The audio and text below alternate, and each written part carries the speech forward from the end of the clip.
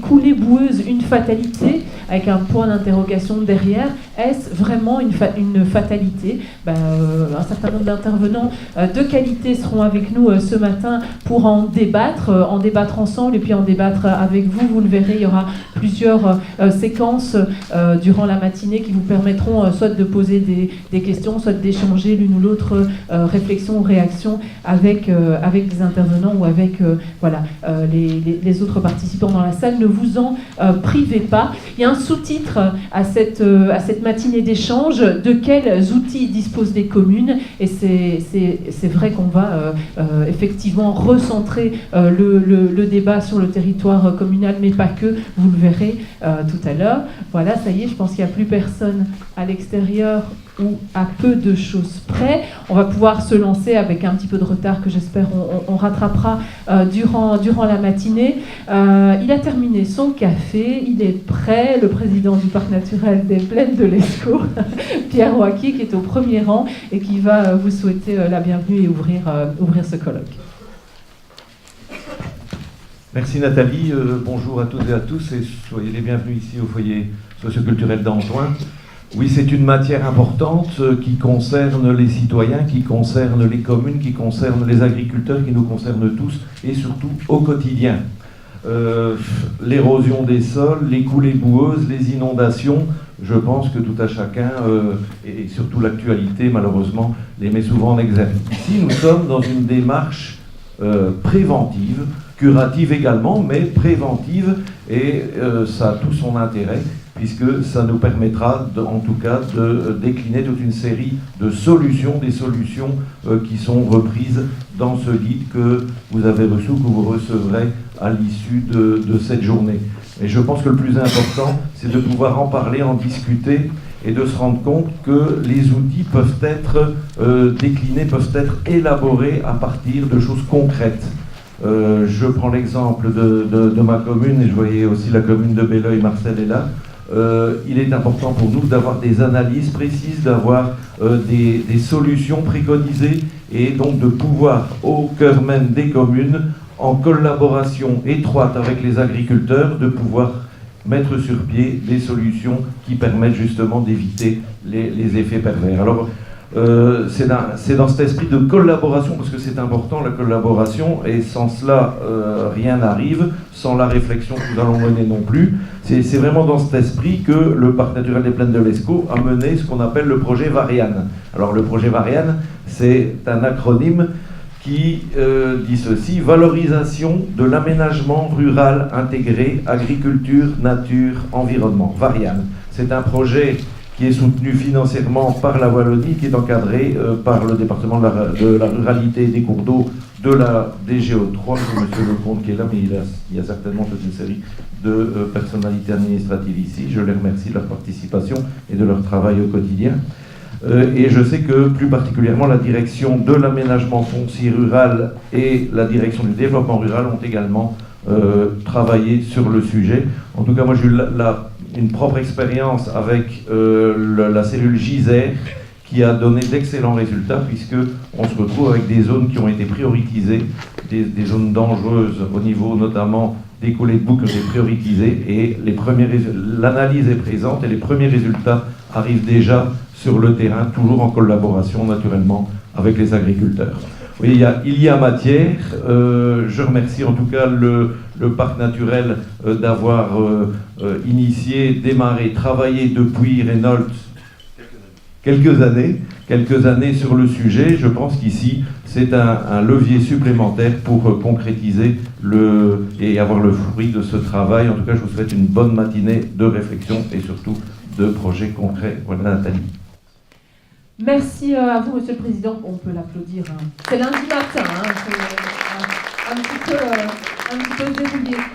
Le Président ne l'a pas dit, mais peut-être intéressant aussi de souligner la présence dans la salle de plusieurs délégations scolaires. Il y a des élèves, il y a des étudiants. C'est aussi une preuve que le sujet intéresse, qu'il est abordé dans le cadre de cours ou de formations formation de futurs professionnels, et ça c'est plutôt rassurant également. Voilà, pour rentrer dans le vif du sujet maintenant et s'ancrer dans le territoire, un territoire pilote au cœur de l'action, le parc naturel des Plaines de l'Escaut et sa chargée de mission, Audrey Pollard, qui va nous mettre tout ça en contexte. Tout d'abord, je vous remercie beaucoup d'être venu aujourd'hui, de vous être déplacé malgré tous les travaux qu'on a sur les routes et les autoroutes wallonnes.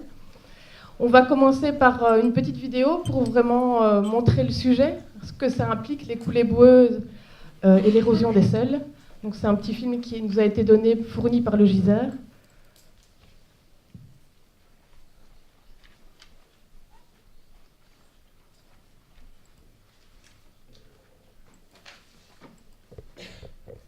Ça va très vite, donc soyez attentifs.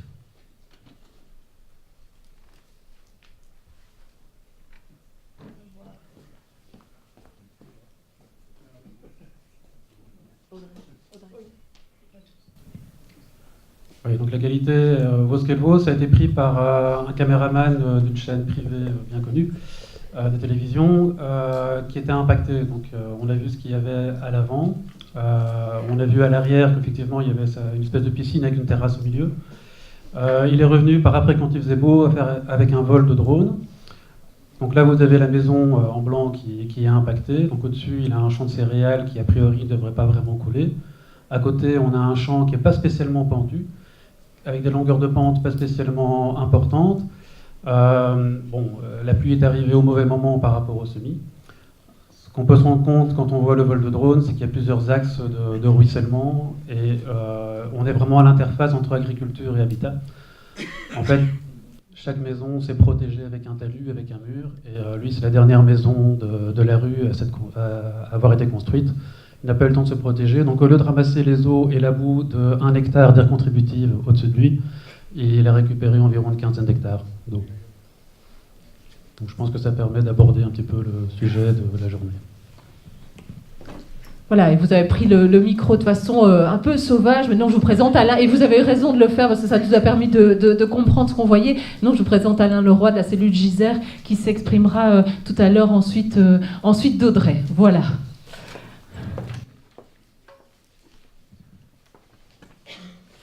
Donc voici, ici, on va vraiment parler de l'expérience du parc naturel dans la gestion de l'érosion des sols et des coulées boueuses. On a commencé à s'occuper de l'érosion des sols sur le territoire du parc en 2010. Donc ici, ma présentation va reprendre vraiment notre méthodologie que nous avons mis en place pendant ces années. Dans les fardes, vous n'avez pas une copie de ma présentation, mais vous avez mieux. Vous avez un petit guide, le retour de notre expérience en la matière. Donc la présentation que je vais faire ici reprend les points clés de ce guide méthodo. Donc je vous invite à le prendre, à le feuilleter et à l'annoter. Donc ici, je vais reprendre le contexte général de l'érosion des sols et des coulées boueuses et vraiment la base pour que tout le monde comprenne de quoi on parle. Je vais m'attarder à définir le projet Variane. Comme Pierre l'a dit, c'est la valorisation de l'aménagement rural intégré, agriculture, nature, environnement, ce que nous avons mis en place durant ces années. Et je vais vraiment décrire les différentes étapes de notre méthodologie, c'est-à-dire du diagnostic qui était réalisé aux solutions qu'on a appelées ici plus curatives, parce qu'il s'agit plus d'aménagement. On n'a pas directement travaillé sur les pratiques agricoles. Ensuite, on a vraiment réalisé de la concertation avec les différents acteurs impliqués. C'est très important de parler, de se réunir pour justement aplanir les problèmes et connaître justement quelles sont les responsabilités de chacun. Et ce qui est original et ce que nous avons mis en place, c'est des groupes de travail pour vraiment travailler ensemble et appliquer concrètement sur le territoire des mesures. Ainsi qu'une cellule de veille qui nous a permis de contrôler régulièrement nos différents bassins versants. Donc ici, je reprends de manière générale. Qu'est-ce qu'un sol? C'est l'altération de la roche-mère plus l'implémentation de la végétation qui, au cours de milliers d'années, a formé cette couche meuble qui est le sol. Le sol, c'est quoi? C'est 5 éléments. C'est de la matière minérale, de la matière organique, des organismes vivants, de l'air et de l'eau. Plus ou moins, c'est 50% de matière et 50% de vide. Dans la matière, on retrouve essentiellement de la matière minérale, mais aussi de la matière organique, comme je l'ai dit. Chaque sol est caractérisé par une texture et une structure. Qu'est-ce que c'est la texture? C'est la caractérisation de la matière minérale, c'est-à-dire le pourcentage de sable, de limon et d'argile. Et ce caractère va avoir un impact direct sur la faculté du sol à s'éroder ou à infiltrer de l'eau. Donc plus le sol sera sableux, plus l'eau va percoler rapidement. À l'inverse, plus le sol est argileux, plus il va retenir l'eau.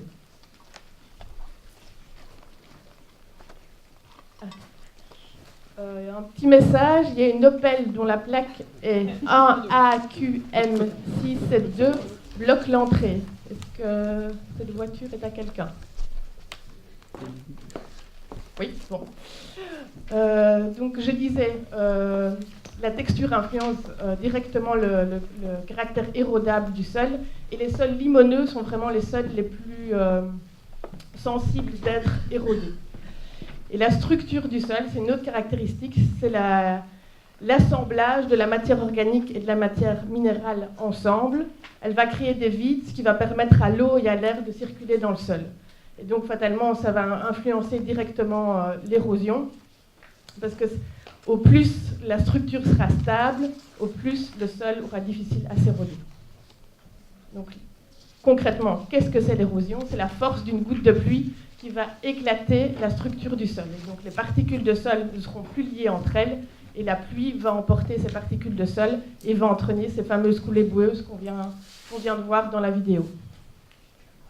Alors, comment agir? On peut directement agir sur les pratiques agricoles en couvrant le sol. En le couvrant, l'impact de la pluie sera bien moindre. En apportant de manière régulière de la matière organique qui va permettre de renforcer la structure du sol, de renforcer les liens entre la matière minérale et cette matière organique. Mais aussi en perturbant le moins possible le sol et donc en ayant un travail du sol le plus minimal possible.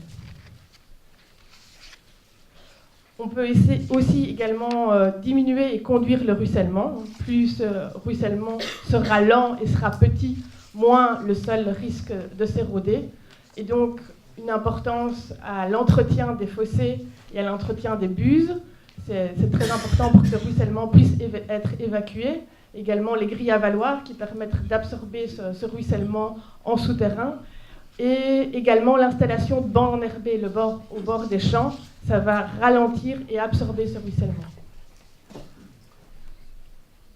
Donc quand on regarde un bassin versant, tout un territoire, on voit qu'on peut agir à différents endroits. On peut, comme je viens de le dire, agir au niveau des pratiques agricoles, donc que ce soit en convertissant une culture en prairie, que ce soit en utilisant un couvert de sol régulier, en utilisant des cultures, en mettant en place des cultures qui ne sont pas trop agressives, les pommes de terre, les cultures sarclées vont entraîner beaucoup d'érosion et de ruissellement, mais c'est aussi au niveau du bâti. Il faut essayer d'éviter trop de surfaces imperméabilisées. C'est aussi au niveau des fossés, comme je l'ai dit, comme les systèmes d'égouttage qui doivent être adéquats. Alors, j'en viens au projet Varienne. Donc, sur notre territoire, on a construit une ligne grande vitesse qui a conduit à un remembrement. Donc, cette première phase de remembrement a conduit à l'agrandissement des parcelles agricoles, ce qui a été, je crois, bénéfique pour les agriculteurs en termes d'efficacité. Ça a permis de travailler plus vite, mais ça a également entraîné l'arrachage de haies, la construction de chemins de remembrement qui a augmenté les surfaces imperméabilisées. Et donc, ça a introduit des impacts négatifs, que ce soit au niveau du paysage. Les paysages sont beaucoup plus uniformes. Au niveau de la biodiversité, on a également supprimé beaucoup d'habitats. Et surtout, l'impact le plus grand, c'est l'érosion des sols et le ruissellement que ça a engendré. Donc ici, au parc naturel, on n'a pas des pentes importantes, mais le remembrement a créé des grandes parcelles agricoles où le ruissellement a pris de la vitesse et a entraîné cette érosion des sols. Donc c'est là qu'est né le projet Varienne. Son objectif premier, c'était de diminuer les impacts négatifs de cette première phase du remembrement. L'objectif était donc de travailler en parallèle avec la deuxième phase de remembrement qui voulait diminuer les impacts négatifs sur le paysage, la biodiversité et sur l'érosion. Alors ici, je reprends vraiment la méthodologie, comment on a fait pour atteindre cet objectif. La première étape, fatalement, c'est de réaliser un diagnostic sur notre territoire. Et la première étape de ce diagnostic, c'est le contact avec les acteurs concernés.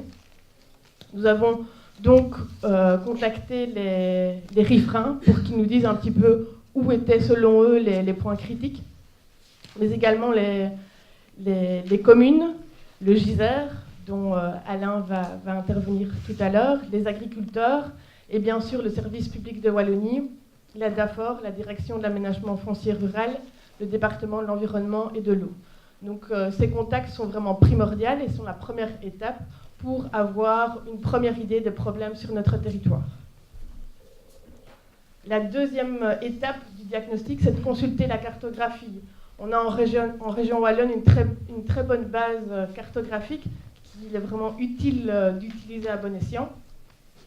Comme carte, il faut vraiment consulter lorsqu'on s'occupe de problèmes d'érosion et de ruissellement, c'est la carte Eruissel qui montre vraiment les axes de concentration du ruissellement, donc les axes naturels de concentration du ruissellement, mais également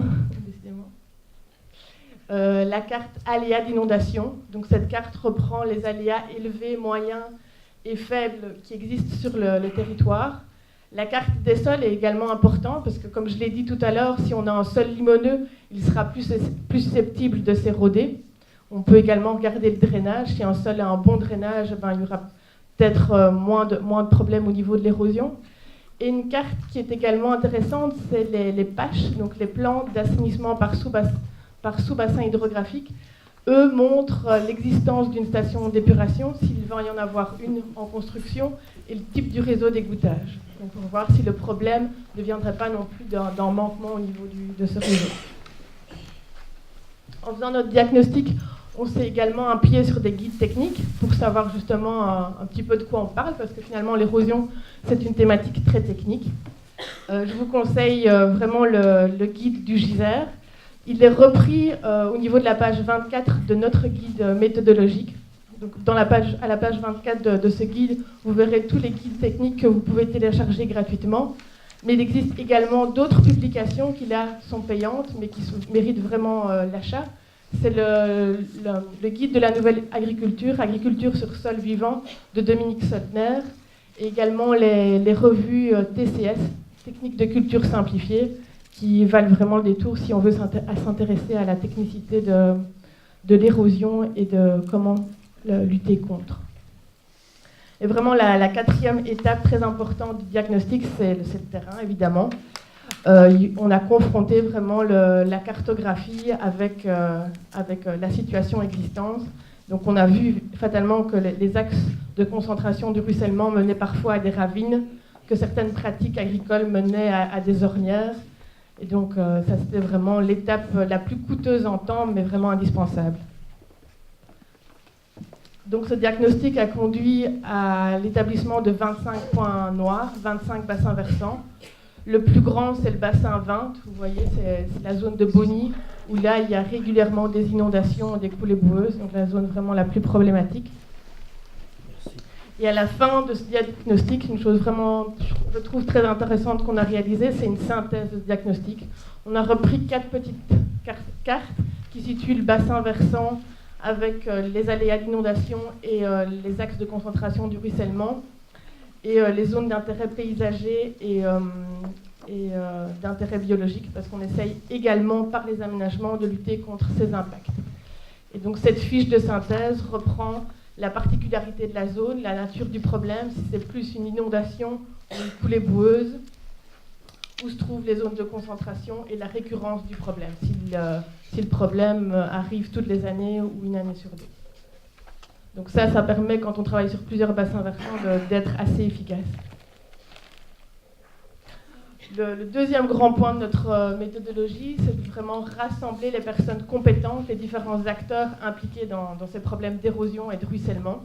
Donc on a créé un comité de pilotage pour que chaque acteur puisse vraiment nous dire quelles étaient ses compétences et ses responsabilités.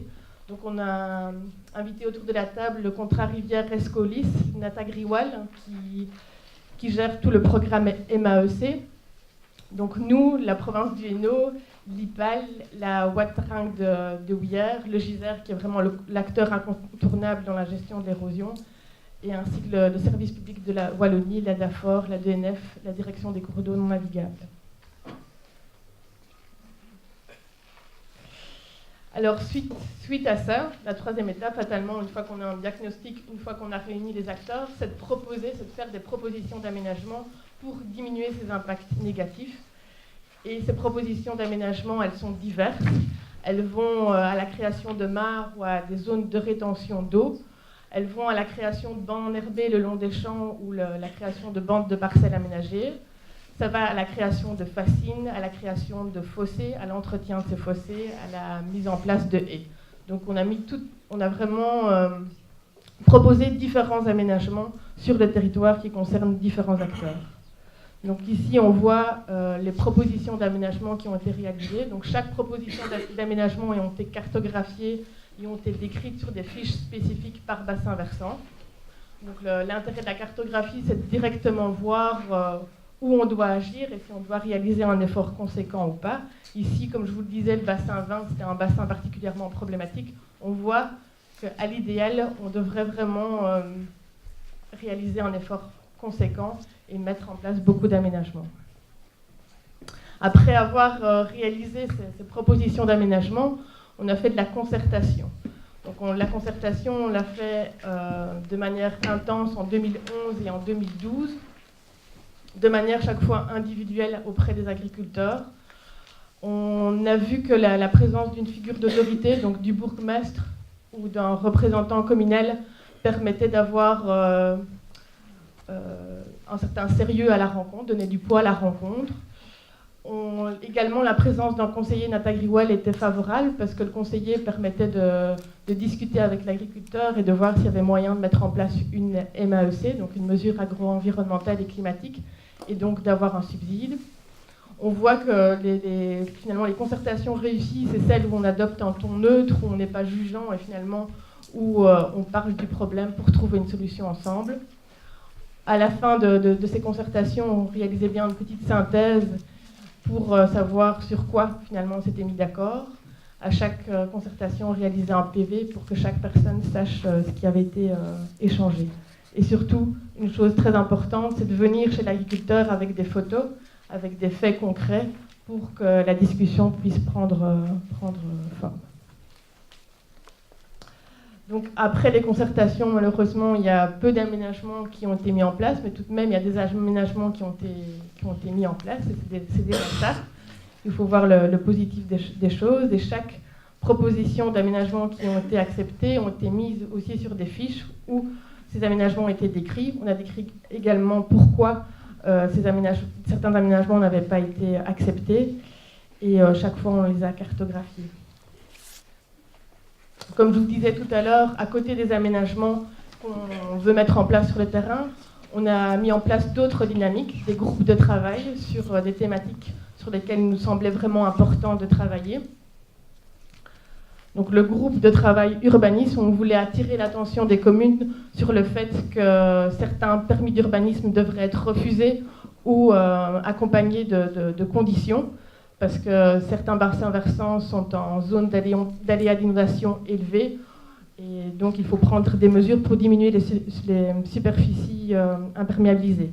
Donc une des mesures serait par exemple de construire une citerne d'eau de pluie à côté de la maison pour que les eaux de pluie soient récoltées. Un autre groupe de travail, c'est le groupe de travail fossé. C'est aussi attirer l'attention des communes sur le fait que ceux-ci doivent être entretenus régulièrement et pas n'importe comment. Ils doivent être curés de manière adéquate, donc pas de curage agressif. Il faut seulement curer le tiers inférieur et laisser le reste végétalisé. La végétation doit être maîtrisée, donc ils doivent être fauchés régulièrement et les résidus de fauche doivent être ramassés pour ne pas aller obstruer les buses et donc finalement couper l'évacuation des eaux. Un autre groupe de travail, c'est le groupe de travail vie du sol. C'est un groupe de travail qui vise vraiment à améliorer les pratiques agricoles. Donc au lieu de mettre des bandes enherbées ou des haies, on va vraiment travailler sur la technicité de la pratique agricole pour que la structure du sol soit plus stable. pour avoir une cohérence au niveau du sol et augmenter l'infiltration de l'eau. Donc ce qu'on a fait actuellement, c'est de proposer des analyses de sol aux agriculteurs pour qu'ils se rendent compte un peu de leur taux de matière organique, si celui-ci est suffisant, s'il y a suffisamment de calcium dans leur sol pour avoir une bonne structure suffisamment cohérente au niveau du sol. On a également proposé des simulations avec le modèle Simeos AMG, donc qui lui permet de simuler différents itinéraires techniques et donc qui permet de voir l'évolution de la matière organique au cours du temps. Et nous avons organisé différentes séances d'études avec des experts divers sur différentes thématiques.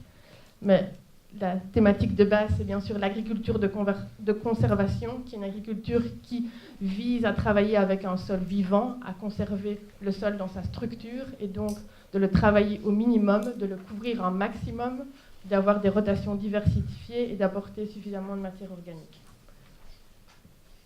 Donc sur notre site internet, sur le site internet du parc naturel, on a repris le contenu de ces différentes séances d'études, que ce soit au niveau de documents ou que ce soit au niveau de petites vidéos courtes qui synthétisent bien le contenu, les points clés de ces différentes interventions. Et on voit qu'elles sont diverses. On a eu des interventions sur le tassement, sur l'importance des matières organiques, sur le travail du sol, sur l'importance de la vie du sol, sur la structure de celui-ci. Et enfin, comme je vous disais, la cellule de veille, c'est vraiment quelque chose qui est important pour qu'on puisse se rendre compte de l'occupation du sol, pour qu'on se rende compte de l'efficacité ou non des aménagements. Et tout ça en photo. Donc, c'est-à-dire que comme ça, à chaque saison, on voit l'évolution de l'érosion des sols et on peut s'en rendre compte. Et on peut venir chez l'agriculteur avec un matériel qui prouve qu'il y a peut-être un problème. Enfin, je dis chez l'agriculteur ou à la commune, où on montre que les fossés ne sont pas suffisamment entretenus, où on peut montrer que les pratiques agricoles vont fragiliser, je veux dire, les sols. Et donc cette pratique, cette méthodologie, elle est continue. Le diagnostic, donc c'était la première étape, puis après c'est un programme de mesure, mais il faut voir ça plutôt comme une boucle, où il faut chaque fois se remettre en question et avancer. Donc j'espère que vous avez bien feuilleté le guide que vous avez reçu dans vos fardes.